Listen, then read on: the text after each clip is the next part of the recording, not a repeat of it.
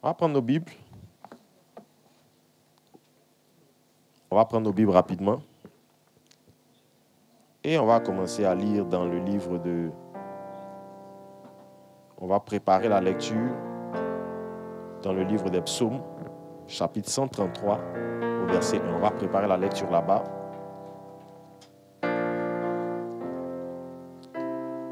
Et pendant tout le mois de septembre, je vais parler, Dieu m'a vraiment mis à cœur, je vais enseigner, on va prier aussi par rapport au thème que j'ai intitulé « Les grands principes spirituels de la tête ». Vous savez, souvent je dis à quelqu'un que tu vois, souvent même, il y a des choses quand tu ne les comprends pas, tu banalises certaines choses qui pourtant sont très importantes. Moi, il y a des choses depuis que je les ai comprises, je me coiffe chez un seul coiffeur. Amen. Je coiffe chez un seul coiffeur, enfin, dans un seul salon de coiffure, par un seul coiffeur, parce qu'il faut préciser. Donc, ils sont plusieurs coiffeurs, mais dans le même salon. Ils sont peut-être 5 ou 6, combien? 6. On se coiffe souvent ensemble. 6 environ. Hein? Mais même si moi, mon coiffeur l'a occupé, là, je l'attends. Parce que ce n'est pas tout le monde qui doit toucher ma tête. Amen. Parce qu'il y a des principes importants que quand tu ne les comprends pas, la vie peut t'emmener beaucoup de problèmes que tu aurais pu éviter par l'information, par la connaissance. Vous savez, la tête, tout le monde dit la tête. La tête, c'est quelque chose d'important. Pourquoi? Parce que vous allez voir que même sur la tête, il y a 4 des 5 sens de l'homme sont sur la tête. Il y a les yeux pour voir. Il y a quoi? La bouche, c'est pas pour manger, la bouche c'est pour parler. Les oreilles pour écouter et le nez pour sentir. Donc, sur la tête, il y a 4 des 5 sens de l'homme sont sur la tête. Et d'ailleurs, le seul sens qui n'est pas sur la tête, c'est le toucher. Il est relié à l'organe central, c'est le cerveau.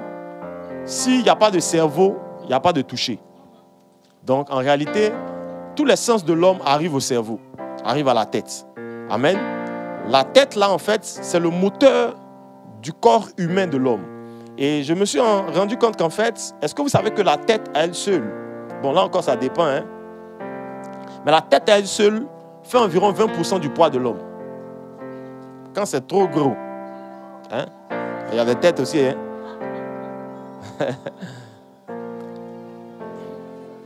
Quand c'est trop gros, ça peut arriver jusqu'à 20% du poids. Là, une tête peut peser jusqu'à 1,5 kg. La tête elle seule. La tête elle seule, bon. Surtout avec les enfants, ça se voit plus avec les enfants parce que quand la personne grandit, les muscles, les autres os grandissent, etc. Mais surtout avec les enfants, la tête d'un enfant peut peser presque 20% de son poids. Amen. Directement à la tête. Et je me suis rendu compte quand j'étudiais un peu que le nombre de cellules nerveuses à cause du cerveau, donc le nombre de cellules nerveuses qu'il y a sur la tête. Vous savez pourquoi est-ce que même les soldats dans l'armée protègent la tête? Parce que si on peut couper ton bras, tu peux vivre amputé du bras. Tu peux vivre amputé du pied. Tu peux vivre amputé d'un membre. Mais on ne peut pas vivre amputé de la tête. Amen. Donc on peut perdre tout sur le corps. Et on peut continuer à vivre. Tu peux même perdre tous tes 2 pieds. Hein, j'ai vu une année... je vois des gens, j'ai vu une année, je ne sais même pas s'il est toujours vivant, un évangéliste américain qui n'a pas ses 2 jambes, il s'appelait Nick, je ne sais plus comment là. Il est vivant, non? Il n'avait pas ses 2 jambes, mais il vivait. Il a une belle femme, l'enfant. Amen. Il y a des gens qui n'ont pas les 2 bras, il y a des gens qui n'ont pas un bras, qui n'ont pas un pied, il y a des gens qui ont été amputés par la guerre. Mais si tu perds ta tête, tu perds ta vie. Dis à quelqu'un, on peut perdre tout, on ne peut pas perdre sa tête. Dis-lui ça bien, dis-lui ça bien, dis-lui ça bien. En réalité, donc, vous allez voir que la tête, là, la tête dirige tout le corps humain. Et d'ailleurs, le corps va là où la tête va. Hein? Le corps, là, il va là où la tête va. Les pieds, le tronc, tout le reste, là, ça suit le mouvement ou l'accès que la tête a dirigé ou a donné l'instruction que la tête a donnée. C'est quand tu te réveilles le matin, quand tu te dis, je vais aller au travail, c'est là que tes pieds vont là où ta tête veut aller. Amen. Amen. Il n'y a personne qui se lève comme ça et puis dit, moi, mais je ne sais pas où mes pieds sont en train de m'emmener. Ce n'est pas vrai. Hein? Ça t'est arrivé. Là, tu te réveilles le matin et puis on dit, tu vas où? Tu dis, non, moi, mais je ne sais pas où mes pieds m'emmènent. Non, tu vas où ta tête t'emmène. Amen. Ça veut dire que la tête dirige, dis à ton voisin, la tête dirige tout le corps. Et puis je me suis rendu compte que vous allez voir dans la Bible, dans le psaume, on va lire le texte là tout à l'heure. La Bible dit dans le psaume 140, verset 8, et ça je vais enseigner ça sur ça les semaines prochaines. Il dit, Éternel Seigneur, force de mon salut, tu couvres ma tête au jour du combat. Et vous allez voir, quand vous lisez même dans Éphésiens, vous allez voir dans Éphésiens chapitre 6, lorsque l'apôtre Paul cite les armes spirituelles du combat, les armes du combat spirituel, vous avez déjà lu ça, non? Il cite une arme importante, il appelle ça le casque du salut, n'est-ce pas? Le casque pour la tête, pour protéger la tête.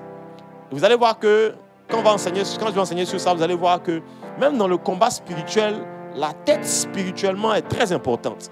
Je vais vous expliquer ça, pourquoi est-ce que David dit « Tu couvres ma tête au jour du combat ». Donc il y a plusieurs points que je vais développer avec vous, plusieurs points qu'au fil des dimanches on va développer. Je vais vous montrer des principes qui sont spirituels. Pourquoi est-ce qu'on impose les mains sur la tête? Dimanche passé, on a prêché sur l'imposition des mains. Pourquoi est-ce qu'on impose les mains sur la tête, etc., etc., etc. Amen. Dis avec moi la tête. Lisons ensemble Psaume 133 à partir du verset 1 et lisons aussi le verset 2. Une deuxième personne va me prendre le Psaume 23, le verset 5. Tu peux baisser un peu.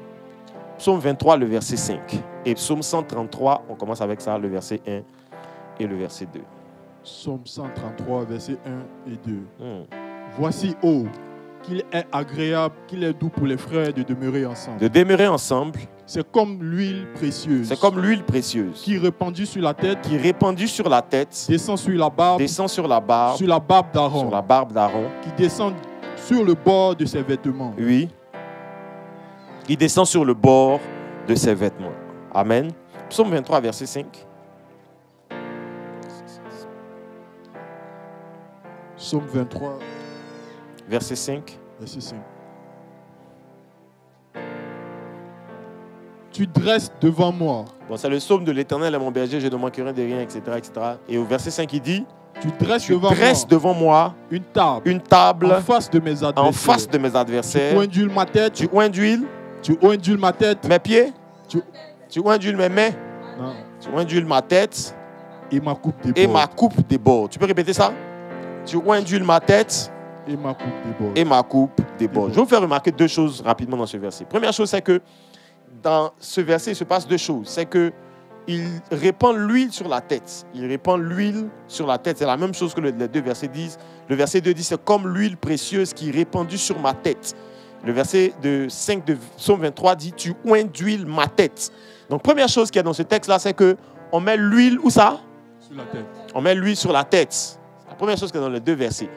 Mais souvent, on a juste fait attention au fait qu'on met l'huile sur la tête, mais on n'a pas fait attention à la suite du verset. C'est que le verset dit à la suite, cette huile-là descend sur la barbe, dans le psaume 133.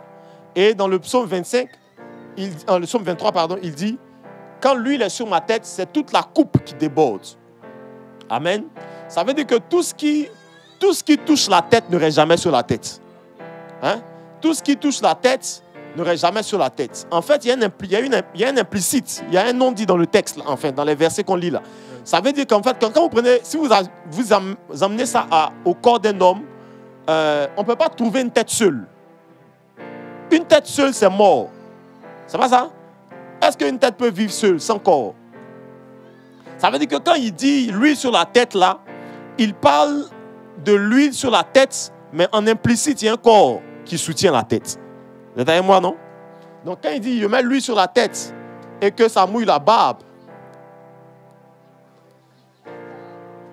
et il dit même, ça coule sur tout le reste des vêtements dans la suite du verset. Si vous lisez la suite du verset, ça coule sur le reste du vêtement. Ça veut dire que l'huile qu'on a mis sur la tête ne reste pas sur la tête. C'est comme ça qu'il dit dans le psaume 23 qu'on oinduile ma tête et c'est toute ma coupe qui déborde. Donc implicitement, il y a un lien qui veut dire que la tête est reliée au corps. Dis à ton voisin, la tête est reliée au corps. La tête est reliée au corps. Oui, une tête vivante est reliée à un corps. Une tête vivante est reliée à un corps. Parce que la tête n'existe jamais pour elle seule. La tête existe pour un corps. C'est pas ça? Si Dieu donne une tête, c'est comme si tu dis, je suis le chef, mais je suis le chef de personne. Tu ne peux pas être le chef s'il n'y a personne. Si quelqu'un est le dirigeant, il est le président, quelqu'un est le patron, c'est qu'il y a des gens après lui. Vous êtes d'accord avec moi? Donc là où il y a la tête, là où Dieu bénit, établit une tête, c'est en implicite qu'il y a un corps sur lequel la tête là va reposer. Sinon, la tête ne sert à rien. Et c'est comme ça que dans le principe que je vais vous enseigner aujourd'hui, je vais vous montrer pourquoi est-ce que la Bible fait de Jésus la tête et pourquoi est-ce que la Bible fait de nous le corps. Il y a un lien, tout le monde dit un lien. Parce que les chrétiens connaissent seulement les liens spirituels, les liens diaboliques, les liens familiaux. Mais il y a un autre lien qui est plus fort que les liens, de famille, les liens mystiques. Il y a un lien fort qui existe, sur lequel on n'a pas souvent insisté, mais qui nous lie à une tête, qui fait qu'on a un corps resté sur la terre, dont la tête est assise sur un trône au ciel. Dis avec moi la tête. Dis ça plus fort, s'il te plaît. C'est ainsi qu'il dit, il oint d'huile ma tête et ma coupe déborde. Je vais rapidement vous montrer quelques significations pour qu'on puisse aller vite et que vous puissiez bien me comprendre quand je vais commencer à aller dans les détails. Vous savez, le mot tête, quand vous le prenez dans le mot, et on va faire un peu d'étymologie, on étudie. Quand vous prenez le mot grec, le mot tête, c'est képhale en grec. Et képhale, c'est... Vous savez, le Nouveau Testament a été écrit en grec et en araméen. C'est deux langues différentes. Une partie, certains versets sont écrits en araméen, d'autres versets sont écrits en grec. Et vous allez voir, par exemple, dans les versets écrits en araméen, quand Jésus lui parlait beaucoup en araméen. Donc vous allez voir que dans les paroles de Jésus, dans les versets qui relatent les paroles de Jésus, Jésus utilise un mot. Le mot qu'il utilise, ce n'est pas le mot grec. C'est le mot araméen, c'est le mot Abba. C'est pour ça que Jésus dit, par exemple, Abba, Père. Vous allez voir, vous avez déjà vu ça dans la Bible, hein? Abba, c'est le même mot qui en grec signifie képhale. Ça veut dire tête. Tout le monde dit tête. Dis ça bien, dis ça bien, dis ça bien. Et le même mot-là, Jésus l'utilise pour parler de père, de source, d'origine.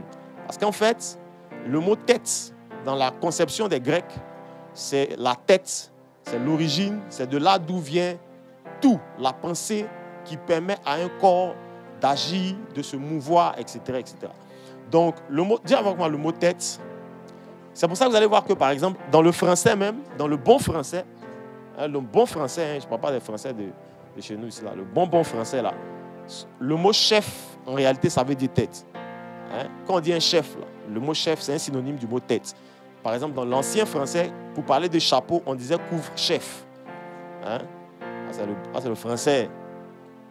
Le français, c'est pas au français tout là. C'est pas où on dit képi, non. C'est bon français, couvre-chef. Voilà, donc ça veut dire que c'est quelque chose qui couvrait la tête. Amen.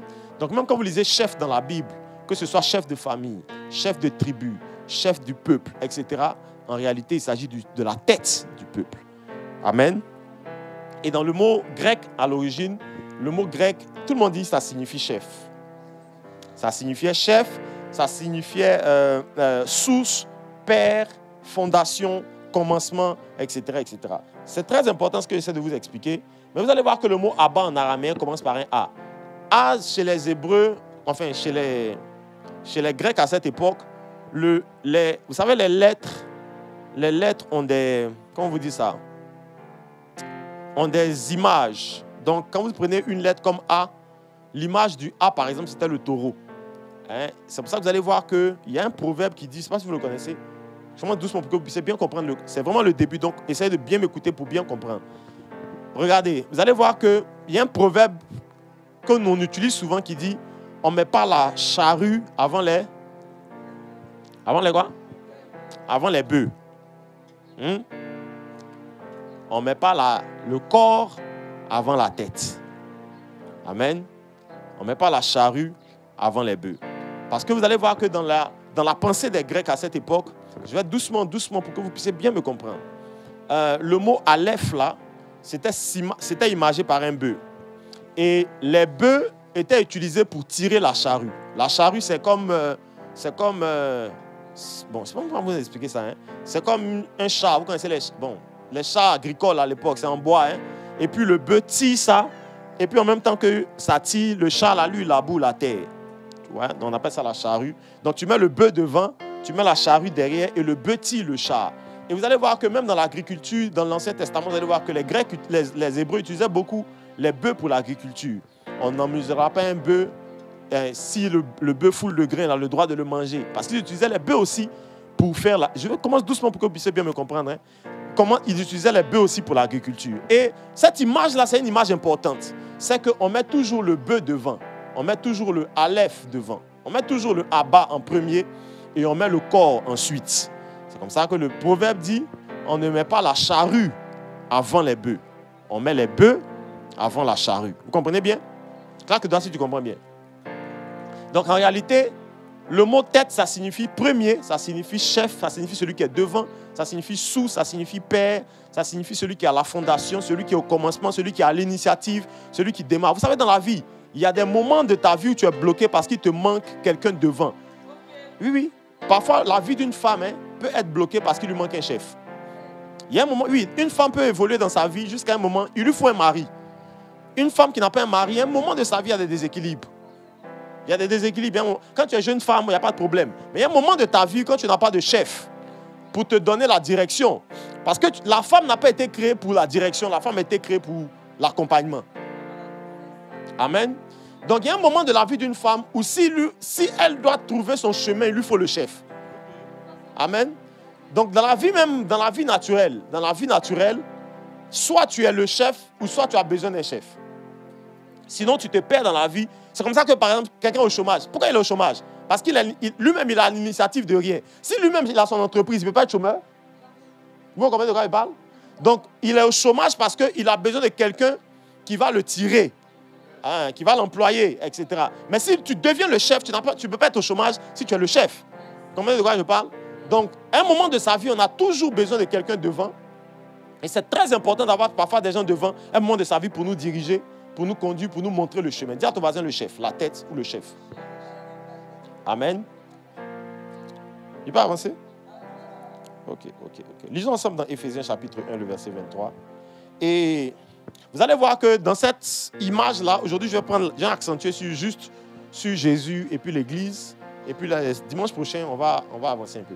Dans cette image-là, vous allez voir que dans la Bible, il y a une image qui est permanente entre Jésus et son Église. Aujourd'hui, j'enseigne bien, donc écoutez bien. Entre Jésus et son Église, une image qui fait de Jésus la tête et qui fait de son Église le corps. Et je vais vous montrer tout ce qui est dedans et qui vont nous aider plus tard, ces éléments qui vont nous aider plus tard à bien comprendre quand je vais vous enseigner sur les principes de la tête. Je ne vais pas rentrer directement dans les choses spirituelles trop. Je vais commencer par des principes élémentaires pour qu'on puisse bien comprendre. Et allons-y, Éphésiens chapitre 1, lisons à partir du verset 20. Terminons au verset 23, s'il vous plaît. Il l'a déployé en Christ. Il a déployé en Christ. En le ressuscitant des morts. En ressuscitant Jésus d'entre les morts. Et en le faisant asseoir à sa droite. Oui. Dans les lieux célestes. Oui, verset 21. Au-dessus de toute domination. Il a établi au-dessus de toute domination. De toute autorité, toute puissance. De toute dignité. Et de tout nom. Qui peut se nommer. Non seulement dans le siècle présent, oui, mais encore dans le siècle à venir. Verset 22. Il a tout mis sous ses pieds. Il a tout mis sous les pieds de qui? Sous les pieds de qui? Jésus. Suivez, hein? Il a tout mis sous les pieds de Jésus. Sous les pieds de Jésus. Donc Dieu a tout mis sous les pieds de Jésus. Je vais vous expliquer ce verset-là. Il est très important. Suivez-moi bien, s'il vous plaît. Tout le monde dans la vie là a quelqu'un au-dessus de lui. Même Jésus avait quelqu'un au-dessus de lui. La Bible dit Dieu a mis sous ses pieds. Jésus n'a pas mis lui-même les choses sous ses pieds. Hein. Il y a quelqu'un qui a mis ça sous ses pieds. Okay. On dit il a mis sous ses pieds. Hein. Il l'a donné pour... vas-y. Il l'a donné pour chef suprême à l'Église. Oui. Qui est son corps. L'Église est son corps. La plénitude de celui qui remplit tout en tous. Arrête-toi pour l'instant ici. Amen. Donc il dit il a tout mis sous ses pieds. Et il l'a donné pour chef suprême de l'Église. Ça veut dire que Jésus n'est pas devenu chef de lui-même. Jésus est devenu chef parce que quelqu'un l'a établi pour l'être. Écoutez-moi bien, s'il vous plaît.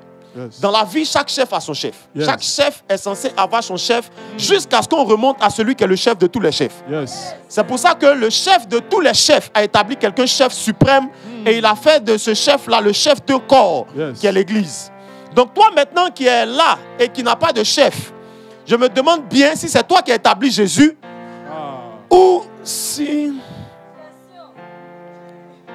Parce que tout le monde est censé avoir un chef. Celui qui est père, qui n'a pas de père, ça veut dire qu'il est Dieu. Sinon, nous tous ici qu'on appelle papa, on est censé avoir eu un papa. Ou on est censé avoir un papa. Je suis l'enfant de quelqu'un, mais je suis le papa de quelqu'un aussi. Si tu deviens le papa des gens sans avoir été l'enfant de quelqu'un, tu n'es pas un bon papa. Tu n'es même pas qualifié pour être papa. Jésus lui-même, la Bible dit, il a été établi par quelqu'un comme étant chef suprême de l'église et l'église est devenue son corps. Donc, il est devenu la tête et l'église est passée sous son autorité. L'autorité se transmet par quelqu'un qui a une autorité plus grande que toi-même. Yes. Regarde, tu peux avoir été appelé, hein, je vais vous expliquer ça tout à l'heure, hein, tu peux avoir été appelé à devenir quelqu'un d'important et de grand. Mais on ne devient jamais grand si on ne s'est jamais soumis à quelqu'un qui est plus grand que soi. Ce n'est pas possible. Pas possible. Peu importe ce que tu dois devenir, tu as toujours besoin. Vous savez, quand par exemple, les gens viennent à l'église, lui peut être appelé à devenir pasteur un jour. Hein, mais quand il vient à l'église, je lui dis fais le protocole. Quand je lui dis fais le protocole, je suis en train de le préparer à ce à quoi il a appelé. Parce que je sais que quand il va devenir pasteur demain, il aura besoin d'un certain type de discipline. Je lui fais apprendre cette discipline en devenant protocole. Mais parfois, le problème, c'est que les gens, parfois, quand ils savent qu'il est appelé à devenir prophète, quand tu lui dis fais le protocole, il dit ça, c'est pas mon appel. Yes. Moi, mon appel, c'est d'être prophète. Il doit me donner le micro pour que je prêche. En réalité, il ne sait pas qu'on devient chef en étant soumis à un chef. Yes. Et c'est là-bas qu'on apprend la chefferie pour que demain, on devienne le chef de quelqu'un d'autre. Oui. Et moi, mes témoins sont vivants. Hein.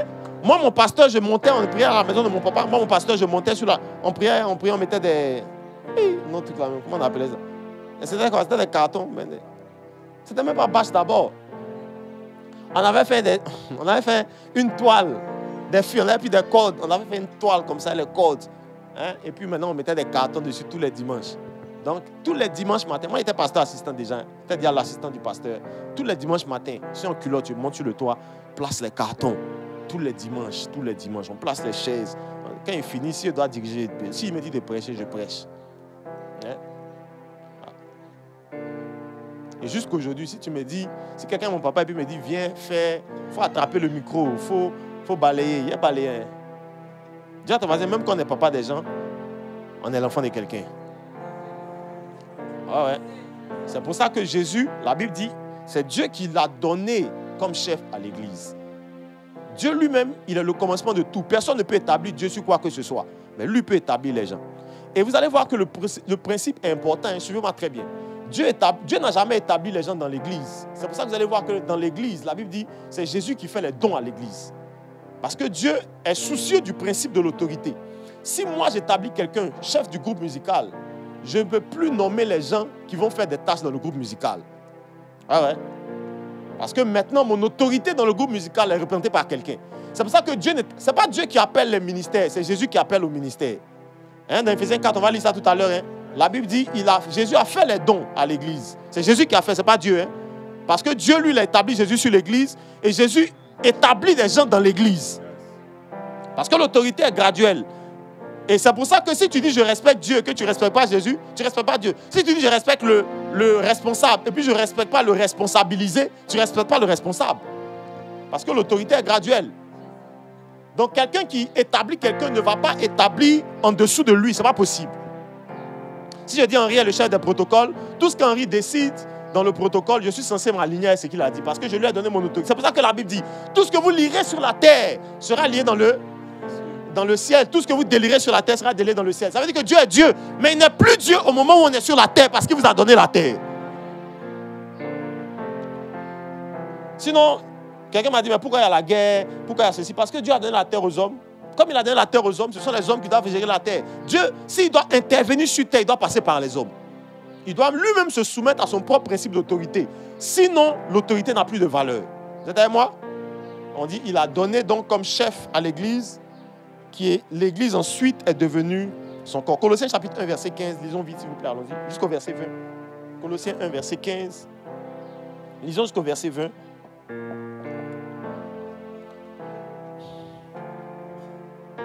Allons-y vite, s'il vous plaît. Colossiens chapitre 1, verset 15. Tu peux noter hein, à la maison. Colossiens 1, à partir du verset 15. Il est l'image du Dieu invisible. Jésus est l'image du Dieu invisible. Le premier-né de toute la création. Le premier-né de toute la création. Car en lui ont été créées toutes choses. En Jésus ont été créées toutes choses. Qui sont dans les cieux. Qui sont dans les cieux. Et sur la terre. Et sur la terre. Les visibles et les invisibles. Les invisibles, oui. Trône, dignité, domination, autorité. Oui. Tout a été créé par lui et pour lui. Pour lui, verset 17. Il est avant toute chose. Oui. Et toute chose subsiste en lui. Et le verset 18. Il est la tête. Il est la tête du corps de l'église. De l'église. Il est le commencement. Le premier-né d'entre les morts. Afin d'être en tout. Afin d'être en tout le premier. Afin d'être en tout le. On peut s'arrêter là même. Hein? Afin d'être en tout le premier. Il est la tête du corps de l'Église. Il est le commencement. Il est la tête du corps de l'Église. Répète avec moi, il est la tête du corps de l'Église. Il est la tête du corps de l'Église. Et il est le commencement. Il est le commencement. Ok. Maintenant, il faut que je vous explique rapidement l'Église. Tout le monde dit l'Église. L'Église. Jésus est la tête, l'Église est son corps. Mais une petite parenthèse, c'est qu'il y a quelque chose, et dans les semaines qui viennent, je vais vous montrer ça, quand on va parler du combat spirituel lié à la tête, il y a quelque chose qui lie la tête et le corps. Hein? Il y a une chose qui lie la tête et le corps. Et ça, c'est très... Quand on va parler du combat spirituel, je vais bien vous enseigner ça. C'est le cou. Amen. C'est pour ça que dans le livre des Cantiques, par exemple, il dit son cou est comme une tour qui s'élève au-dessus du Liban. Parce que, je vais vous montrer ça quand on va parler du combat spirituel. Comment est-ce que le cou relie la tête et le corps? Bon, bref, mais dans les semaines prochaines, j'ai insisté dessus. Mais aujourd'hui, je vais vous parler un peu de l'Église. Regarde, tout le monde dit l'Église. L'Église. Ce qu'il faut savoir quand on parle de l'Église, et ça c'est important dans les choses qui concernent l'autorité par rapport à la tête. Ce qu'il faut savoir quand on parle de l'Église, le mot Église veut dire en même temps deux choses. Le mot Église veut dire, premièrement, Église globale, ou si vous voulez Église universelle, ou si vous voulez Église, quoi encore on peut utiliser, corporative. Donc, la première chose, l'Église a une dimension globale. Quand on dit Église là, c'est nous tous qui avons cru en Jésus partout à travers le monde. Nous tous, on forme une Église. Amen. Écoutez-moi bien s'il vous plaît. Nous tous qui sommes assis ici ce matin, d'autres qui sont assis à Port-Boué, d'autres qui sont assis à Kumasi, d'autres qui sont dans une église à Makori, d'autres qui sont dans une église au Ghana, d'autres au Zimbabwe, en Afrique du Sud, au Japon, en Corée, etc. Nous tous qui avons accepté Jésus, on forme une seule église. On forme une seule. On appelle ça l'église globale ou universelle, ça dépend de comment vous voulez l'appeler. Amen. Nous tous, on forme une église. Et quand la Bible dit que Jésus a été établi comme chef de l'église, Jésus n'a pas été établi premièrement comme chef de l'église RCC. Jésus a été établi comme chef de l'église globale. Amen.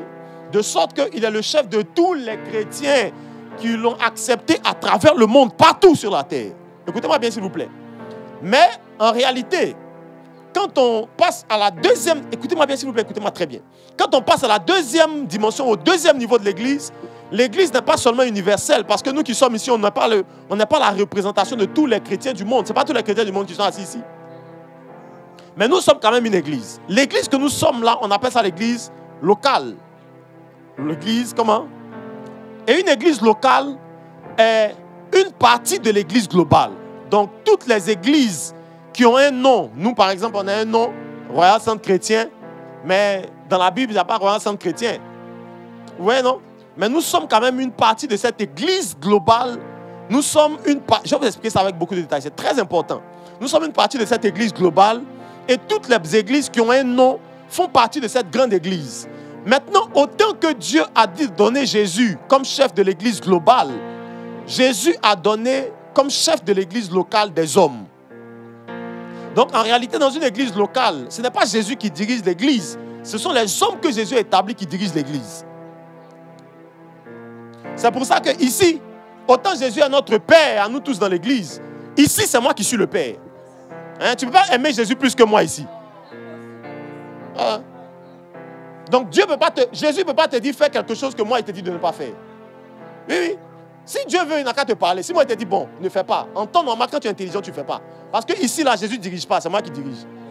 C'est pour ça que Paul a dit soyez mes imitateurs, comme moi je le suis de Christ. En réalité, c'est moi que Jésus établit et c'est sur vous que moi je suis établi. Donc dans l'église locale, là, en réalité, c'est pour ça que quand on arrivait dans l'église globale, la Bible dit Dieu a établi Jésus comme chef de l'église. L'église est devenue son corps. Maintenant, quand on rentre dans l'église globale, Jésus maintenant fait sa part. Éphésiens chapitre 4, à partir du verset 11, la Bible dit il a établi les uns comme apôtres, comme prophètes, comme docteurs, comme évangélistes et comme pasteurs. Jésus lui-même va établir des gens sur lesquels les membres de l'église locale vont être soumis. Pour que lui parle aux gens qu'il a établis et que les gens qu'il a établis parlent aux gens sur qui ils sont établis. Donc si tu viens à l'église et tu dis non, moi, non, je suis Jésus à l'église, tu ne suis pas Jésus à l'église, c'est moi tu suis ici. Ici, là, c'est moi tu suis. Hein? C'est moi le premier et tous ceux qui sont établis sur l'église ensuite. Donc si on te dit faire quelque chose, si Jésus veut, il n'a qu'à te parler la nuit. Il faut nous écouter. Il faut nous écouter. Même si on se trompe, écoute-nous, c'est pas grave. Il faut nous écouter, c'est pas grave. Et c'est comme ça que vous savez que parfois l'autorité se forge comme ça. Hein. Parfois même, regarde quand tu es enfant. Tu sais que parfois même quand tu es enfant à la maison, tu sais que tu as raison. Mais tu n'as pas l'autorité. Si on disait que tu as raison, hein. T'amuses quoi. Souvent papa dit il faut faire. Tu sais que ce que papa dit là, c'est pas censé. Ça, c'est pas censé. Lui-même parfois il sait que c'est pas censé. Ouais, nous qui sommes papa, on sait. Papa on dit, ou bien c'est pas, les gars, c'est pas vrai. Souvent tu dis à tes enfants là, tu sais que en temps normal, ça va pas lui plaire. En temps normal, tu n'as pas raison en tant que papa, mais tu lui dis quand même. Là maintenant, tu utilises ton autorité. Tu dis, hey, ça là, c'est pas normal. Tu fais pas ça. Elle va aller jouer, elle n'a rien fait de mal, elle va aller jouer, tu ne sors pas. Tu ne sors pas aujourd'hui. Elle sait jouer, c'est mauvais. Jouer, c'est pas mauvais. Peut-être qu'elle a vraiment besoin de jouer, elle a besoin de déstresser. C'est un enfant. Mais toi, quand tu regardes, tu dis non, tu ne sors pas. Et avoir tort dans une maison, en tant qu'enfant, on apprend l'autorité. C'est pour ça que je répète. Dieu peut te dire quelque chose. Si moi je te dis tu ne fais pas, tu ne fais pas. Si tu fais là, tu peux faire parce que tu as raison. Mais tu ne grandis pas dans l'autorité. Hein? Mais quand tu ne fais pas, tu apprends l'autorité. La Bible dit, tu apprends l'obéissance. La Bible dit, c'est par les choses qu'il a souffert que Jésus a appris l'obéissance. On n'apprend pas l'obéissance quand on a raison, on apprend l'obéissance quand on souffre. Ouais. Sinon, si on te dit, bon, si toi-même tu as envie de faire, puis on te dit, faut faire. Ou bien si tu n'as pas envie de faire, puis on te dit, ne fais pas. Quand il te fait mal. Mais quand tu as envie de faire, puis l'autorité te dit, non, ne fais pas. En ce moment-là, tu apprends à obéir. Oui, c'est là qu'obéir même, ça apprend. Sinon, obéir n'a pas de sens. Hein. Le sens d'obéir, c'est quand ça te fait mal et que tu avais une idée contraire à ce qu'on t'ordonne de faire. C'est maintenant que tu apprends l'obéissance. Hein, l'obéissance, c'est quand tu me critiques là. Quand tu critiques, c'est là que tu apprends l'obéissance. Tu critiques, mais tu fais quand même. Hier, je leur ai dit de porter des vestes pour venir au culte. Ils sont venus me voir et disent non, le vieux, il fait un peu chaud. Si on pouvait porter chemise sans verre, il dit porter veste. Si vous voulez transpirer dans le verre, il n'y a pas de problème. D'ailleurs, même vous n'avez pas mis les cravates. Après le culte, vous voit. Il y a ceux qui vont avoir chaud. Moi, je sais qu'ils vont avoir chaud. Moi, je peux venir en débardeur et puis elle a dit de porter veste. Ouais. Il peut porter débardeur et puis elle a dit porter veste. Je sais qu'ils vont avoir chaud. Je sais bien que quand ils vont porter des vestes ici sous les bâches, ils vont avoir chaud. C'est ça. Mais je vois plus que l'instant où il a chaud. Moi, je vois autre chose. Parce que quand le père t'exige l'obéissance, quand il dit à sa fille ne sort pas, il ne voit pas juste l'envie de s'amuser là, à l'instant, à 16 heures. Il voit une éducation qu'il est en train d'instaurer. Il voit la fille là grande. Et que ça, là, ce refus là, ça va lui servir demain quand elle sera grande. C'est ça qu'il voit. C'est pour ça que la Bible dit qu'on a établi les gens dans l'église. Enfin, Dieu établit Jésus comme chef. Et Jésus, lui, va établir. Romains chapitre 12. Enfin, on prépare ça à partir du verset 4. Donc, j'étais en train d'expliquer qu'il y a l'église globale, tu veux bien. Ça, c'est très important. Romains 12, verset 4. Hein, tu vas lire ça tout de suite. Et il y a l'église locale. Et vous allez voir que la Bible dit que tout ça là, c'est un corps. Suivez-moi bien, c'est très important que vous compreniez ça avant que j'aille expliquer trop de choses importantes. Donc, l'église globale, nous tous qui sommes chrétiens dans le monde, là, on est un corps. Ça veut dire quoi? Si toute l'église globale dans le monde est un corps, ça veut dire que les petites églises que nous sommes, hein, les dénominations que nous sommes là, nous sommes les membres d'un grand corps. Suivez-moi bien, vous comprenez bien, non? Donc, ça veut dire que le bras, ça peut être une église X, le pied, ça peut être une église Y, etc., etc. Vous voyez? Donc, l'église globale est un corps, et puis les dénominations dans cette église-là sont des membres. Mais quand on descend dans l'église locale RCC, c'est un corps. Et puis maintenant, les membres de cette église locale-là deviennent les membres. Hein, c'est pour ça d'ailleurs qu'on les appelle membres d'une église. Ils deviennent les membres du corps de l'église locale. Est-ce que vous comprenez un peu de quoi j'essaie de parler? Donc il y a un grand corps. Il y a un grand corps dont nos églises, dénominations, assemblées de Dieu, etc., etc. Nous tous, on est des membres. C'est pour ça que vous allez voir que chaque église qui a une dénomination, chaque nom d'église là, aucune église ne se ressemble. Aucun message dans ces églises ne se ressemble. Aucune façon de faire ne se ressemble. Parce que certaines de ces églises sont un pied, d'autres sont des bras, d'autres sont des bouches, d'autres sont des ceci, etc. Chacun est un membre du corps global et chacun apporte une spécificité dans le grand corps. C'est comme ça que nous, on ne peut pas être comme les autres. Hein? On ne peut pas faire les choses comme les autres. On ne peut pas prêcher la Bible comme les autres. Et vous allez voir que chaque église met l'accent sur une chose plutôt que sur une autre chose. Et quand on est mature, on apprécie la différence parce qu'on sait que le corps n'a pas les mêmes membres. Le corps n'a pas les mêmes membres. Lis ça pour nous, s'il te plaît, Romains chapitre 12, verset 4. 12, verset 4. Car, comme nous sommes plusieurs membres dans un seul corps, dans un seul corps, oui. Ainsi, nous qui sommes plusieurs, nous formons un seul corps. Tu as sauté une partie, hein? Car comme nous avons plusieurs membres dans un seul corps, oui, et que tous les membres n'ont pas la même fonction. Et que tous les membres n'ont pas la même fonction. Ainsi, nous qui sommes plusieurs, nous formons un seul corps. Nous formons un seul corps en Christ. Et nous sommes tous membres d'un seul. Et nous sommes tous membres d'un seul. Des autres. Nous sommes, tous membres les uns des autres. Amen. Et vous voyez ce que l'apôtre Paul dit là ici? Il dit, nous sommes un corps, un seul corps. Nous sommes tous membres des uns des autres. Nous sommes un corps. Tous les membres n'ont pas la même fonction dans le corps. Donc, premièrement, quand tu prends l'église comme un corps global, l'église universelle, notre église est censée apporter dans l'église globale. C'est-à-dire, quand vous regardez l'église RCC, l'église là doit apporter une fonction spéciale dans le corps. Sinon, l'église là, je doute que Dieu l'ait suscité. Quand Dieu suscite quelque chose, une église, il la suscite pour avoir une fonction en tant que membre dans le corps. C'est comme ça que vous allez voir que certaines églises sont plus axées sur ça, d'autres églises. Vous allez voir, dans certaines églises, vous allez entrer, on parle beaucoup de délivrance. Et quand on ne comprend pas, on critique, on dit, bon, il peut parler d'autres choses. Hein, mais Dieu l'a appelé aussi, surtout pour que son église représente ça. Représente ça. Quand tu as besoin de délivrance, tu sais que vraiment, cette église-là, où tu as besoin de prière, tu as besoin de ceci, tu as besoin de cela. Chaque église, allez voir, quand vous ouvrez les yeux, que vous regardez, chaque église a une sorte de particularité. Ça, c'est l'église globale. Mais la Bible dit qu'en plus de ça, la même réalité se répercute aussi sur l'église locale. Dans l'église locale, autant que nous sommes tous différents ici, chacun est censé avoir une fonction dans l'église locale. Censé avoir ça veut dire que chacun ici est venu différent. Mais chacun est venu avec une capacité à apporter quelque chose de différent pour que l'église que nous sommes, l'église locale, là, puisse grandir. Amen. C'est comme ça que, pendant que je prêche, si je suis le meilleur prédicateur, je ne serai pas en même temps prédicateur, photographe, pianiste, batteur. Je peux pas, c'est pas impossible. Il faut que chacun dans le corps prenne une fonction. Dis à ton voisin, il faut que chacun dans le corps prenne sa fonction. Dis-lui ça bien. Il faut que chacun dans le corps prenne sa fonction. Combien de gars je parle? Mais la dernière partie du verset, on va relire ça pour nous. La dernière partie du verset, on va revenir sur ça tout à l'heure. C'est très, très, très puissant. Il dit, et nous sommes tous membres. Il ne dit pas les uns et les autres. Il dit les uns des autres. Ça veut dire qu'en réalité, nous tous on est différents, mais nous tous on est liés. Nous tous on est différents, mais nous tous on est liés.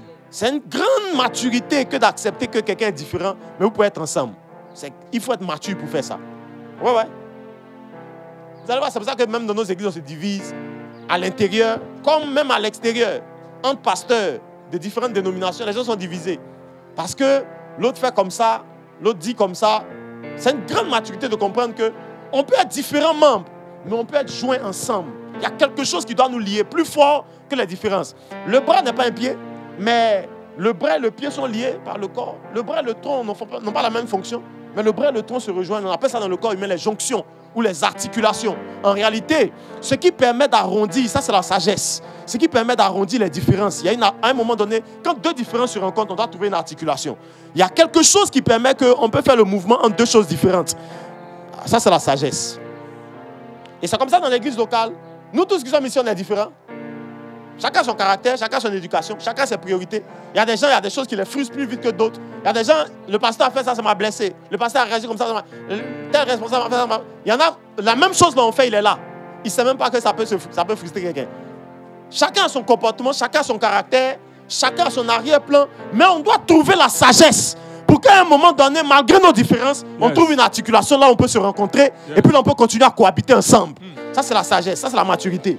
Donc, à l'intérieur du corps, comme à l'extérieur du corps, on doit trouver la sagesse pour comprendre qu'on est liés les uns aux autres, on est membres les uns des autres. C'est pour ça, moi, quand j'ai commencé à comprendre ça, j'ai commencé à comprendre que même les gens difficiles de caractère, là, la Bible dit qu'en fait, vous êtes liés à quelque chose qui vous lie.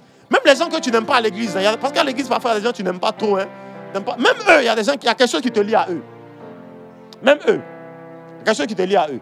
Et donc, tu dois avoir la maturité pour savoir que ça, on peut être différent, on peut ne pas avoir la même façon de voir, mais on doit trouver l'équilibre, on doit trouver le point de rendez-vous, le point de contact à partir duquel on va on va travailler ensemble. Amen. Il dit, nous sommes membres donc les uns des autres. Je vais même insister dessus. Allons-y dans Éphésiens chapitre 4. Lisez-nous à partir du verset 11. Comme je suis en train de parler dessus, j'ai insisté un peu dessus. Éphésiens 4. Est-ce que j'ai le bon verset?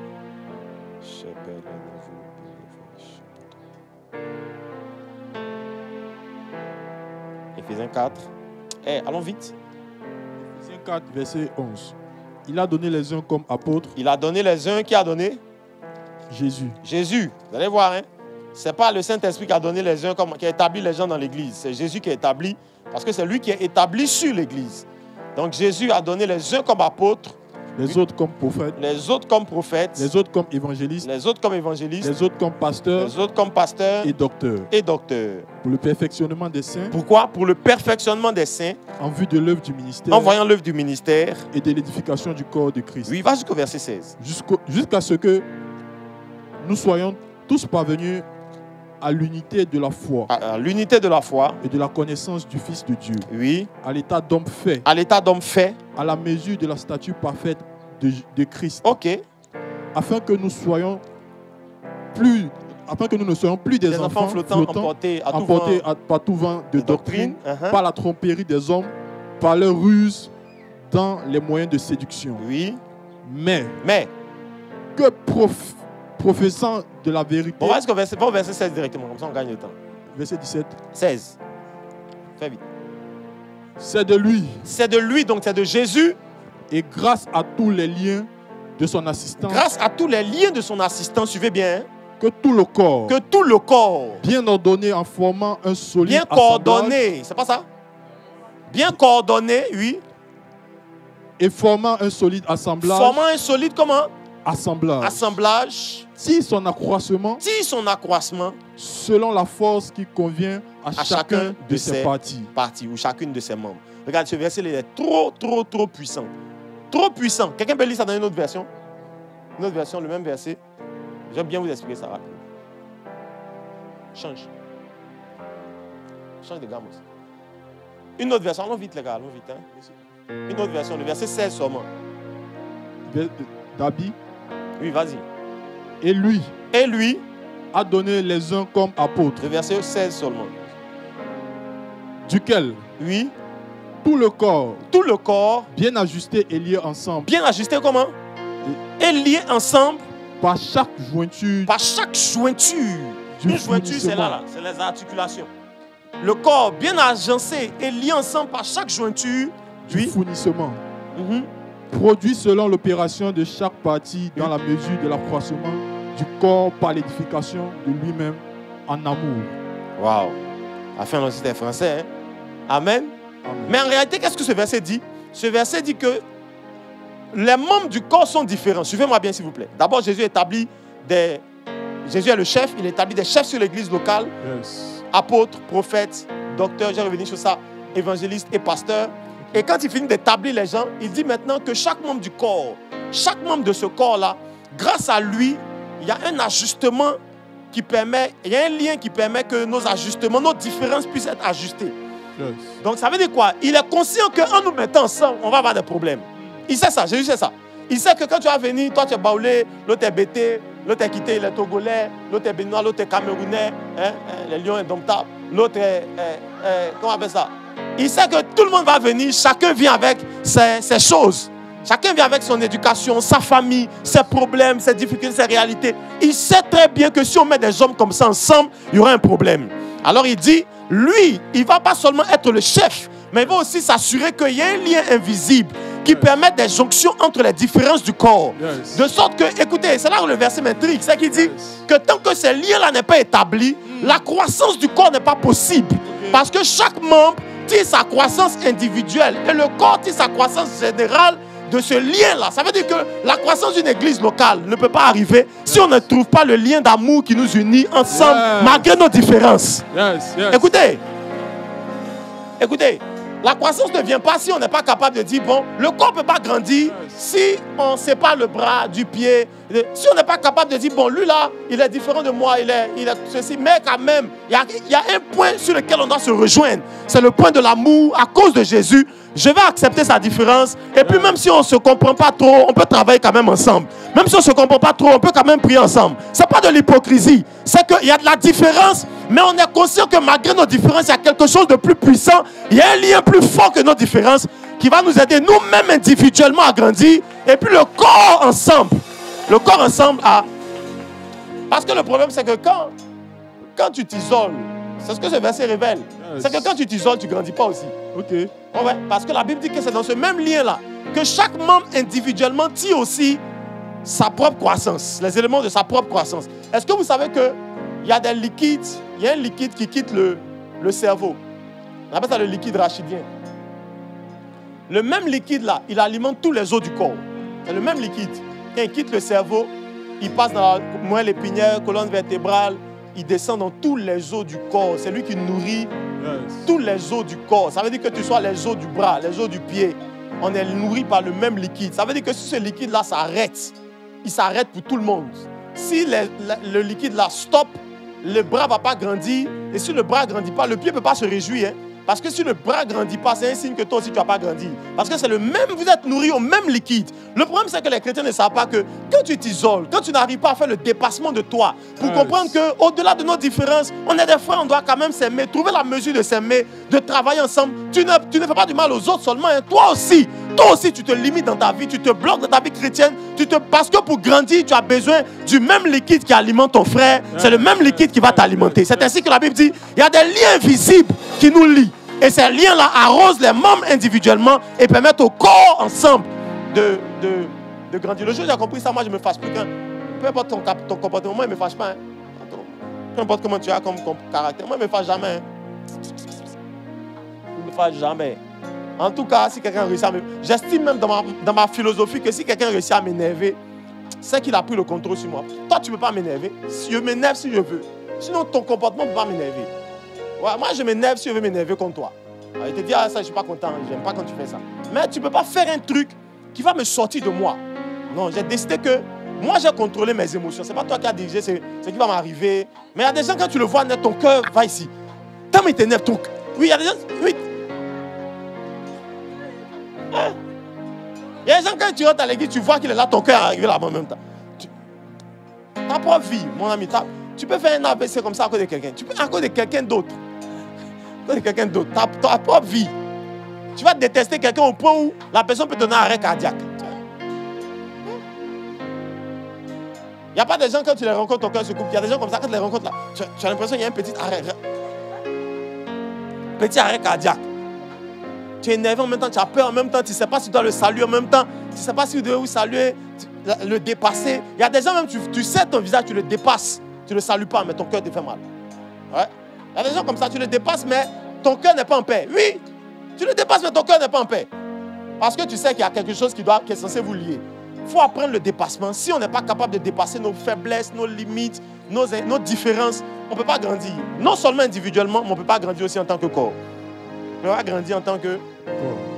Et c'est pour ça que j'aime trop ce verset. Il dit, par des liens invisibles. Et ces liens-là sont tellement puissants. Ces liens sont puissants parce qu'ils sont indestructibles.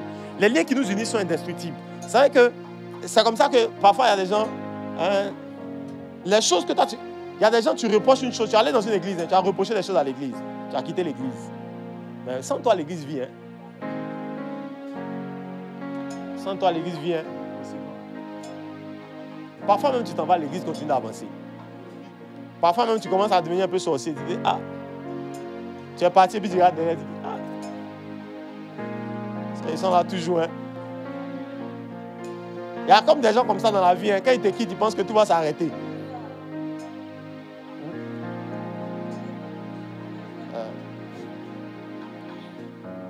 Mais il y a un moment, il faut avoir la maturité de comprendre qu'on est différent. On est venu ici différent. On est venu différent, chacun avec ses capacités, ses fonctions, chacun avec son appel. C'est quand on réussit à assembler. Hein, on fait un assemblage de choses différentes. C'est là qu'on réussit à faire ce à quoi Dieu nous a appelés. Amen. Amen. Et revenons rapidement, on va les terminer rapidement avec. Jésus donc a établi, après avoir établi, Jésus a établi dans l'église. Et la Bible dit dans Éphésiens chapitre 4 au verset 11, il commence par dire, il a donné les uns comme apôtres, les autres comme prophètes. Et vous allez voir que Jésus ne s'arrête pas là. Et là, dans les semaines qui viennent, je vais vous parler du principe de l'autorité. Comment est-ce que l'autorité est très importante. Lisons 1 Corinthiens chapitre 12 au verset 28. 1 Corinthiens 12, 28. Vous allez voir que Éphésiens 4, on dit qu'il a établi les 5. C'est pas ça?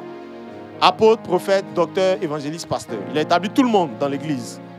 Mais après avoir établi tout le monde, Dieu ne travaille jamais s'il n'y a pas de tête. Dieu ne peut pas faire une église dirigée par 5 personnes. Ce n'est pas possible. Et souvent à l'église, on a ce réflexe-là de penser que bon, nous tous on est pareils. On n'est pas tous pareils. Hein. On n'est pas tous pareils dans une église. Si tu cherches une église à tous pareils, il faut sortir d'ici. Ici, on n'est pas tous pareils. Hein. Non. L'église, c'est une famille, c'est vrai. Une famille de frères. On est tous frères en Christ. Mais parmi les frères, Dieu a élevé la tête de certains frères au-dessus des autres. C'est comme ça qu'en Israël, ils étaient tous frères. Mais à un moment, Dieu a élevé la tête de certains de leurs frères au milieu d'eux pour qu'ils soient leurs chefs. Dieu ne peut pas faire quelque chose s'il n'y a pas de chef. Dieu fait toujours les choses avec une tête. Avec combien de têtes? Dieu n'est pas un monstre. Dieu ne fait pas les choses à 2 têtes, 3 têtes. Là, c'est les monstres qui ont 2 têtes, 3 têtes. Les choses de Dieu, là, c'est toujours une tête et c'est un corps. C'est comme ça qu'il a établi 5 pour gouverner l'église. Mais il ne pouvait pas laisser sur l'église un gouvernement de 5. Yeah. Alors il va répéter encore quelque chose dans 1 Corinthiens, pardon, lis ça, chapitre 12, verset 28. Il dit, en plus d'avoir établi les 5, maintenant il va faire quoi? Et Dieu a établi dans l'église, premièrement, des apôtres. Premièrement, des apôtres. Ensuite, secondement, des prophètes. Troisièmement, des docteurs. Et ensuite là-bas, ceux qui ont des dons de miracles. Etc. Arrête-toi là. Amen.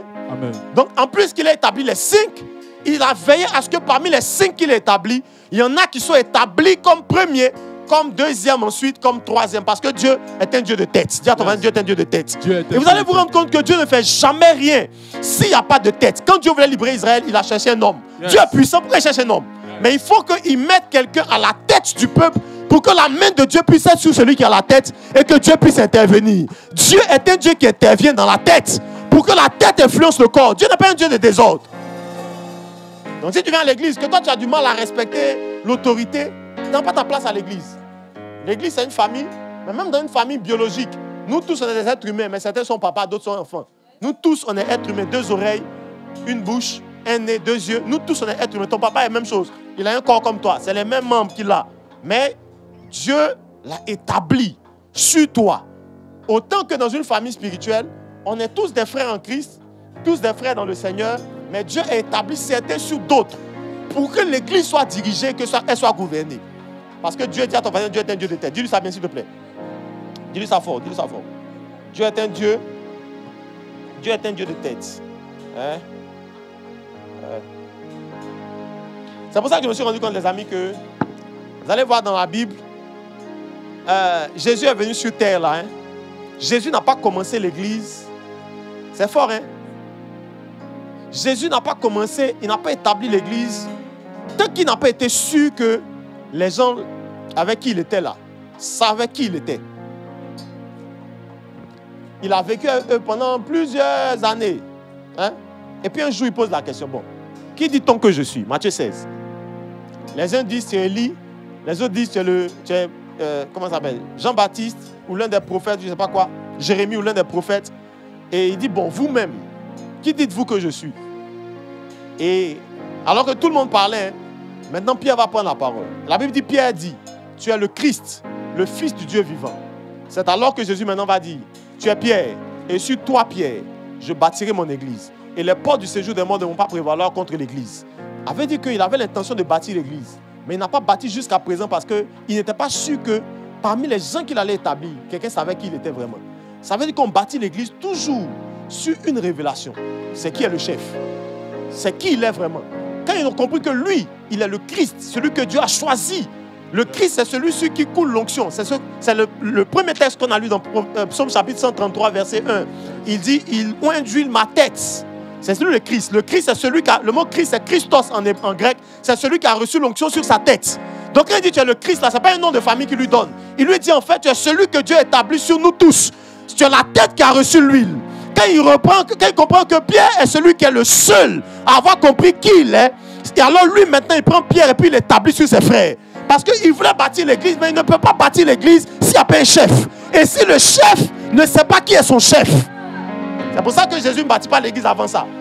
Hein? Parce que dans l'église, là, le principe qui gouverne l'église, c'est le principe de l'autorité. Tu ne peux pas te soumettre à l'autorité, il ne faut pas venir à l'église.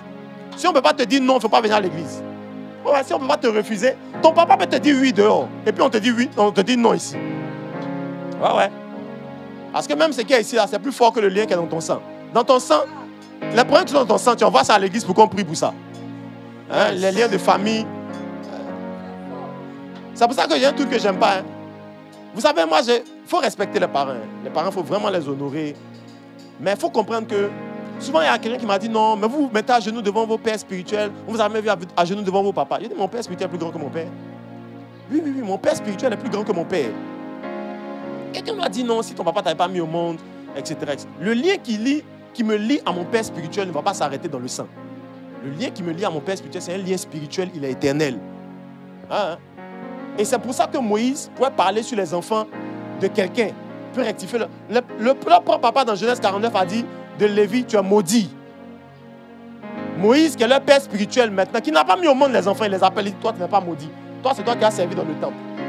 C'est comme ça que les Lévites sont devenus sacrificateurs dans le temple, parce que Moïse a parlé. Leur propre papa les a maudits. Moïse a enlevé ça, il a mis quelque chose d'autre sur eux. Il dit, allez-y, vous êtes bénis. Hein? Le lien qui est spirituel est plus fort que le lien de l'âme, le lien du sang. Ah ouais. Donc ton papa peut te dire oui, tu viens ici, moi je te dis non, il ne faut pas faire. Maintenant moi, je dois avoir quand même un peu de sagesse quoi. Donc il faut prier pour moi. Sinon, oui.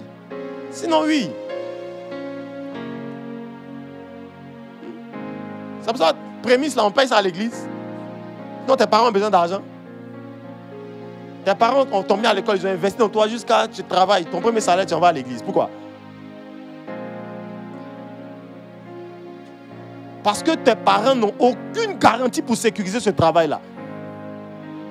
Si on veut te chasser, tes parents peuvent faire quoi? S'il y a des combats spirituels sur ce travail, tes parents peuvent faire quoi? Mais le Dieu qui est à l'église, là, il peut combattre là où tes parents s'arrêtent. Tes parents même, ils ont leur propre combat. Tes parents, ils ont leur propre combat. Parents même, ils ont leur propre combat. Donc le Père qui est établi sur l'église, là, le Père qui est au-dessus de nous, là, il est plus grand que notre Père biologique. Plus grand. C'est parce que malheureusement, là où il y a beaucoup d'autorité, il y a beaucoup de déviations. Parce que quand on donne beaucoup d'autorité à quelqu'un qui n'est pas sage, parfois, voilà, il dévie. C'est pour ça que parfois, on ne peut pas enseigner que... Voilà. Mais sinon, logiquement, à l'église est plus que la famille. C'est parce que la famille biologique a échoué que Dieu a bâti l'église. Hein? C'est parce qu'Adam a échoué. Adam a échoué en tant que père. C'est pour ça que Dieu a donné un autre père aux hommes. C'est pour ça. Donc la famille biologique, quelle que soit la bonté de ton papa, il y a ses limites. Ces limites-là, l'église est plus grande que ses limites. Donc aime tes parents. Il n'a pas dit de ne pas aimer tes parents. Il faut les honorer aussi. Il faut les aimer, il faut les respecter. Il faut les considérer. Mais il ne faut jamais croire que tes parents sont au-dessus de l'église. Ce n'est pas possible. Si on te laissait dans la main de tes parents, est-ce que tu peux être sauvé? Tu peux être sauvé de ton péché? Si l'église n'a jamais existé, tu peux être sauvé du péché? Eux-mêmes, ils sont dedans. David parle dans le psaume 51, il dit, ma mère m'a conçu dans l'iniquité. David dit, le sang de ma maman, c'est ça qui m'a mis dans le problème. Moi-même, je cherche qui va me sortir de ce problème. Et puis maintenant, son enfant va compter sur lui pour le sauver. Qui allait sauver qui? C'est pour ça que Dieu a emmené un père responsable. J'aime trop cette chanson des Congolais. Là. Dieu a emmené quelqu'un qui peut, quelqu'un qui a la capacité. Puis il dit, je vais faire là où ton papa n'a pas pu faire. Amen. Donc les liens qui nous lient dans l'église sont plus forts que les liens qui nous lient dans la famille. Beaucoup plus forts. Et regardez comment sont les gens. Parce qu'on ne comprend pas ça. Regardez comment sont les gens à l'église. Les gens à l'église, dans leur famille, on les trahit. Dans leur famille, on les insulte. Dans leur famille, on les critique. Dans leur famille, quand ils viennent aux réunions de famille, les gens qui sont assis là, on finit de les critiquer avant que tu arrives. Il sait très bien, elle sait très bien que dans la famille, on ne l'aime pas. Mais la même famille, elle est là-bas toujours. Hein. Elle ne démissionne pas de la famille. Hein. Elle ne dit pas non, mais à partir de maintenant, moi, je ne suis plus Kofi. Ou bien moi, je suis plus Quadio. Moi, je suis plus Pognon. Non, hein. La même famille, là, elle est là-bas. C'est son combat. Malgré que là-bas, on la critique, c'est son combat. Mais l'église, là, critiquez-la, vous allez voir. Critiquez-la.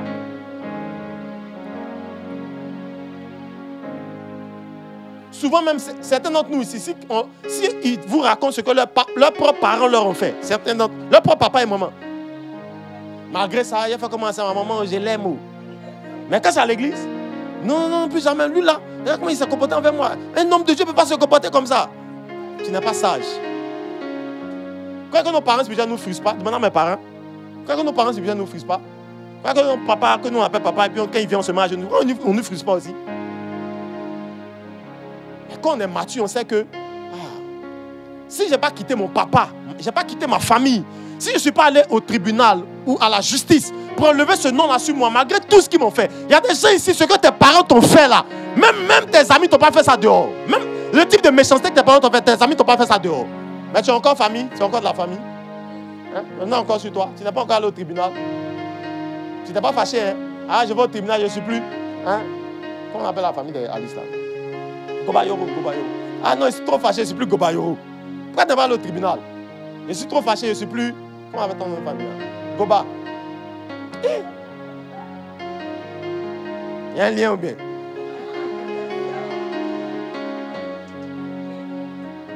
Hein? Il y a des gens, si t'ont raconté ce que leurs parents leur ont fait, si t'ont raconté, toi-même tu as pleuré. Je dis parents, je ne parle pas de oncle, je ne parle pas de tante. Souvent, c'est ta propre maman. Il y a des gens, leur propre maman est sorcière. Mais ils sont toujours les enfants. Dors là-bas, ils mangent là-bas. Mais ici, dès que quelque chose n'a pas... C'est même, non. Moi, une église comme ça, moi, des frères en Christ comme ça c'est l'hypocrisie. Moi, il ne peut pas venir. Moi, des gens comme ça, il n'y a pas l'amour. Parce qu'il y a un manque de maturité. Amen. Et on ne comprend pas que les liens qui nous lient sont plus forts que les liens qui nous lient à nos familles naturelles. Les liens qui nous lient à nos familles naturelles.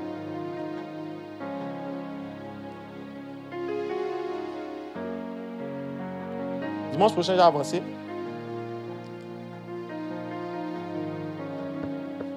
Dimanche prochain, j'ai avancé. Et puis au fur et à mesure, je vais vous enseigner sur l'autorité, sur toutes ces choses. Regardez dans 1 Corinthiens 11, par exemple, quand l'apôtre Paul dit que quand une femme prie, elle doit se voiler la tête. Vous avez déjà lu ça, non? Elle doit se couvrir la tête. Quand une femme prie, elle se voile la tête. Mais l'apôtre Paul précise, il dit en signe d'autorité envers son mari. Car Dieu est le chef de Christ. Christ est le chef de l'homme et l'homme est le chef de la femme. C'est pour ça que l'homme ne se couvre pas la tête, que la femme se couvre la tête, pour marquer que ce tissu-là, le voile de la femme sur la tête, ce n'est pas un tissu.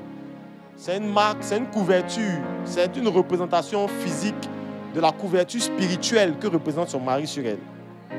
Donc, même si elle enlève le voile, que son mari la couvre toujours spirituellement, ce n'est pas grave. Hein? Donc, souvent à l'église, on dit, bon, pourquoi à l'église de maintenant, les gens n'attachent pas foulard. Ce n'est pas le foulard qui est important. Pas le foulard qui est important, c'est qu'elle reconnaît. Parce qu'il y a des femmes avec foulard, les femmes voilées, il y a des femmes voilées qui sont dangereuses. Hein?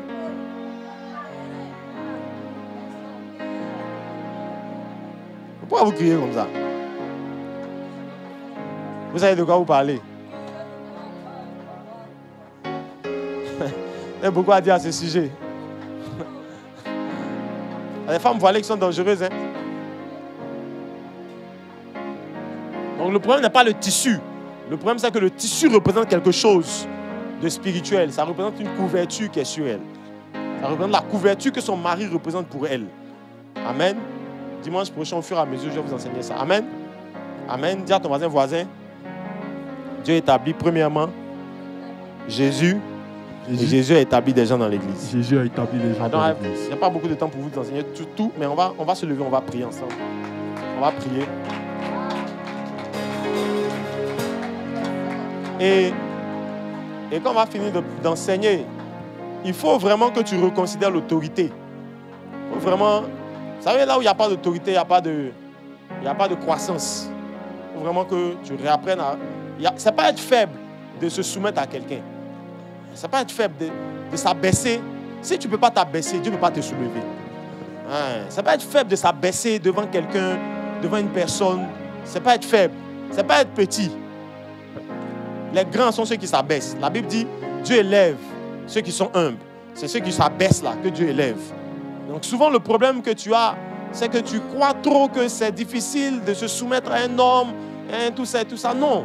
Dieu a fait les choses pour que les hommes soient soumis à des hommes et que les hommes trouvent la direction dans leur soumission aux hommes. Amen. Est-ce que vous savez que, et au fil des dimanches, je vais vous montrer ça.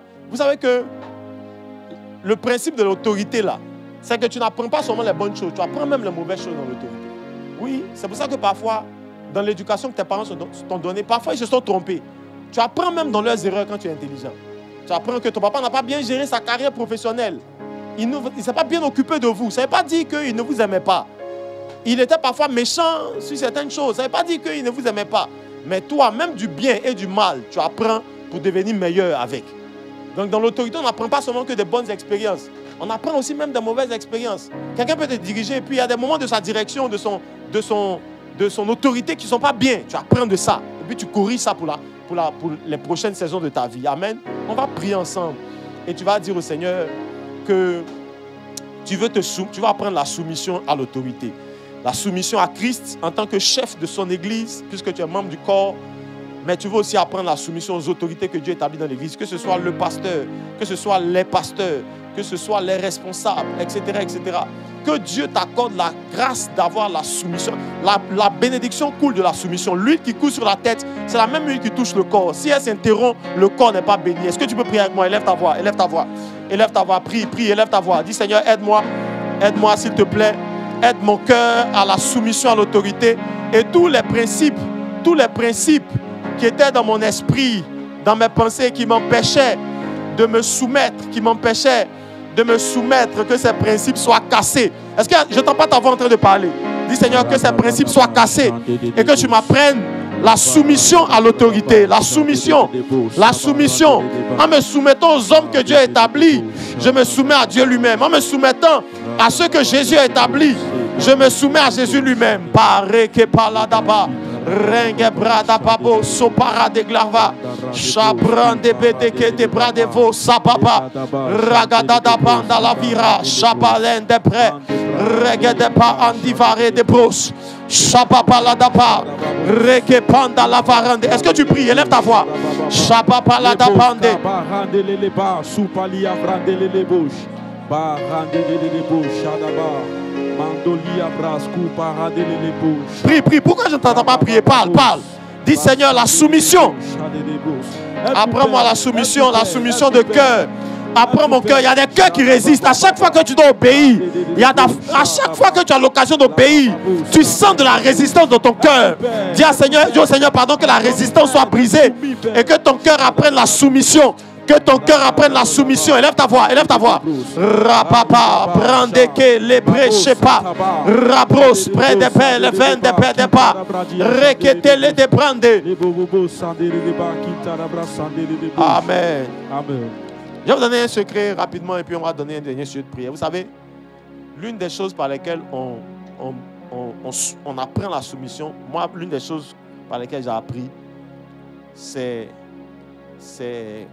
comment on appelle ça? C'est l'humilité en public. Vous savez, parfois, c'est facile de faire certaines choses en privé. Hein?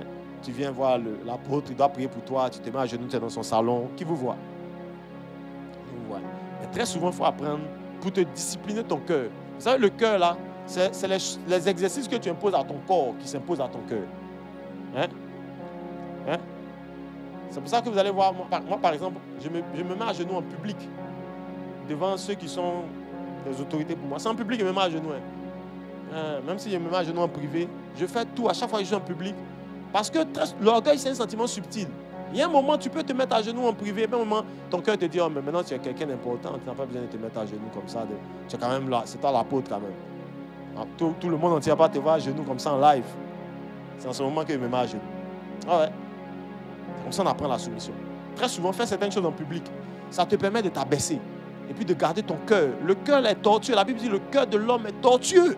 Personne ici peut dire je maîtrise mon cœur. Sauf s'il lui impose des exercices. Amen. C'est pour ça qu'il y a certaines choses en public qu'il faut faire.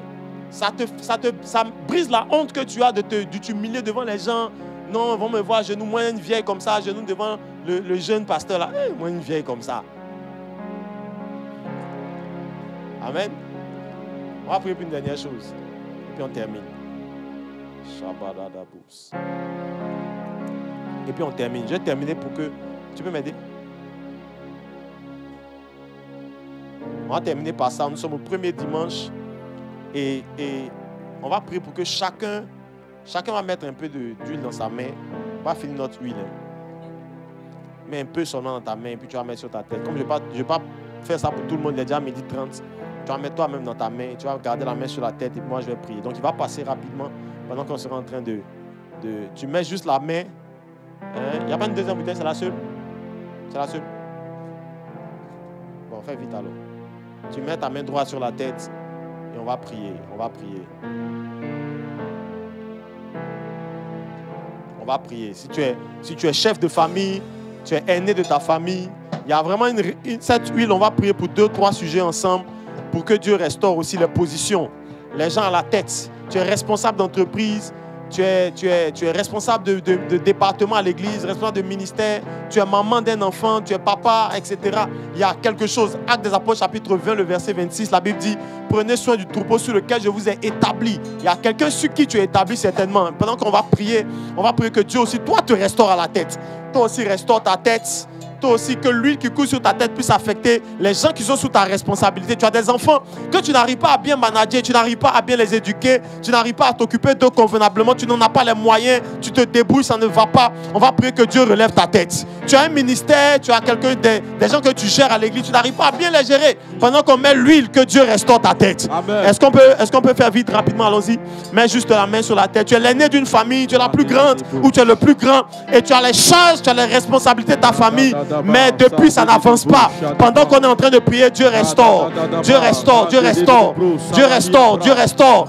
Cette huile arrive comme une huile de restauration et d'impact. Peu importe là où Dieu t'appelle à être la tête, pendant que ta main est sur ta tête et que je déclare ces paroles, que la main de Dieu te restaure. Il y a une tête qui était tombée, Dieu la relève. Il y a une tête qui était baissée, Dieu la relève. Il y a une tête qui était courbée, Dieu la relève. À partir de ce matin, je prie pour toi. Tu n'auras plus honte devant tes enfants. Tu n'auras plus honte devant les gens sur qui tu es établi. Je maudis la honte. Je maudis la honte. Je maudis les limites. Je maudis le manque. Je maudis tout ce que l'ennemi est en train d'emmener pour bafouer ton autorité. Que Dieu te restaure. Que Dieu te rétablisse. Que Dieu t'élève davantage. Que Dieu te remette à ta place. Je prie pour toi. Tu es aidé de famille. Mais depuis ta fille ne décolle pas. La famille compte sur toi. Tu n'es peut-être pas l'aîné en position. Mais à cause de la situation de la vie, tu es devenu le responsable. Je prie, Dieu va t'honorer. Je prie, Dieu va t'honorer. Pendant que cette huile est sur ta tête, que tes saisons changent. Qu'il y ait un miracle qui arrive. Il y a des responsabilités qui arrivent à cause de la vie dans laquelle tu es entré. Tu as du travail. Les gens comptent sur toi. Les gens attendent que tu leur envoies de l'argent. Mais tu es en incapacité. À partir de ce matin, que cette huile te restaure. J'ai dit que cette huile te restaure. Au nom de Jésus de Nazareth. Je prie pour tous ceux qui ont des enfants. Je prie pour tous ceux qui ont des enfants. Pendant que cette huile est sur ta tête, tu ne manqueras pas les moyens pour éduquer ces enfants. L'ennemi ne te fera pas honte. L'ennemi ne bafouera pas ton autorité. Parce que le diable veut que tu n'aies pas les moyens pour que ces enfants ne te respectent pas. Le diable veut que tu sois limité pour que ces enfants ne te respectent pas. Mais alors que nous prions ce matin, je prie pour toi au nom de Jésus. Que Dieu élève ta tête. Que Dieu restaure ta tête. Au nom de Jésus de Nazareth. Je prie pour toi, tu es parent, tu es âgé et tu as de grands enfants que tu veux voir réussir pour qu'eux te donnent du repos. Mais depuis, ça n'arrive pas. Alors que tu as la main sur la tête, que Dieu restaure. Je dis que Dieu restaure. Au nom de Jésus de Nazareth. Est-ce que tu peux prier toi-même? Prie en langue quelques minutes. Prie en langue, prie en langue. Shabapalata parande. Rapre va etapa. Rakente le bede brachete. Prie pour toi-même, prie pour toi-même. Prie pour toi, prie pour toi. Prie pour ceux sur qui tu es établi. Chabere le kanda la parande. Chebre de pos. Makura parakata. Chabre kente le bede. Regedebe et les princes. Chapapa la dapande. Rekudembe, Reketepele debe. Chepepepe le debe. Rekele paa. Rekalapaya, Rekaye de leba. Chabré et les pande. Prie pour toi-même, prie pour toi-même. Quelques minutes. Prie, prie, prie, prie. Chebré et pede. Regedebende. Prie, prie, je t'entends pas prier, prie. Charagada leva brasonde. Regede breve telepa. Charekele mehendepe. Chapapala dapayende. Redome falara. Chapapala dapa. Que pendant que tu es en train de prier, que Dieu t'exauce. Que Dieu te restaure. Que Dieu te restaure. Que Dieu restaure ton autorité au milieu de ta famille. Que Dieu restaure ton autorité au milieu de ta famille, au milieu de tes frères. Que la place que Dieu t'a donnée, que cette place-là, tu la conserves. Au nom de Jésus de Nazareth. Rababa, Takalaba, Chabra. Tout ce qui vient pour te déshonorer, tout ce qui vient pour t'abaisser, tout ce qui vient pour t'abaisser, que la main de Dieu te lève. Abe Brachata, Rekemande les bras. Les bros, les brati, chate bras. Mayandele que les bras chate. Reke les brèches pele de bas. Randa capri, prie, lève ta voix. Shababala dabara. Rakatabaya. Ragede bronde les barras, Shadaba. Pendant que je prie pour toi, pendant que je mets la main sur ta tête, que Dieu restaure ta tête dans cette génération. On te connaîtra, on connaîtra ton nom. Ibra belebre sheke. Rebelebo sababa. Ibrakata la bayanda la babos. Imbreke teme shebere deva.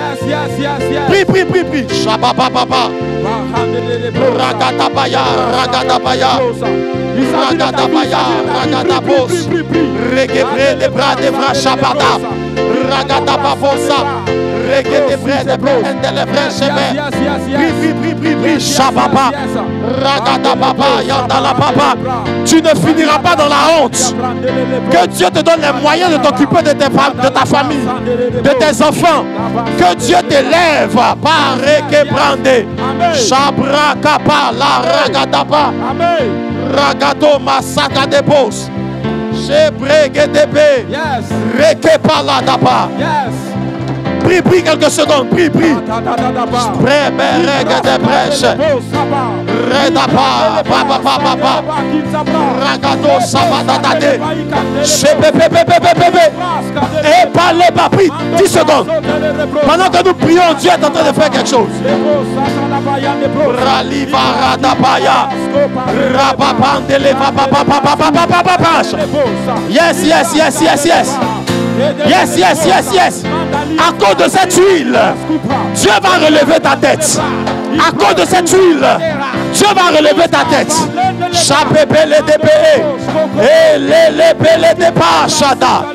Merci Seigneur.